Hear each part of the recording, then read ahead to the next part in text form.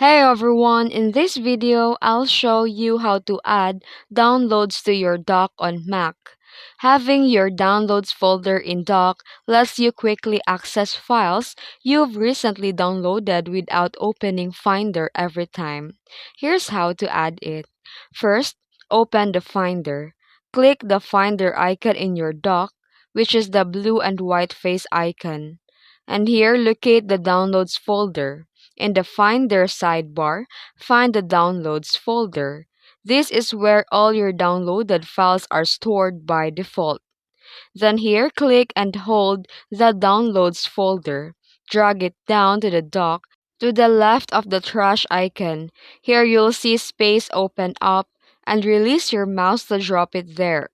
Here, right-click on the Downloads icon in the dock and hover over View Content As and choose your preferred view.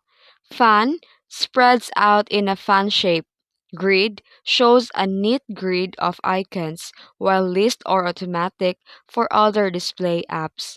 And your Downloads folder is now permanently in the dock for quick access. If you found this video helpful, don't forget to like and subscribe for more tutorials. Thanks for watching.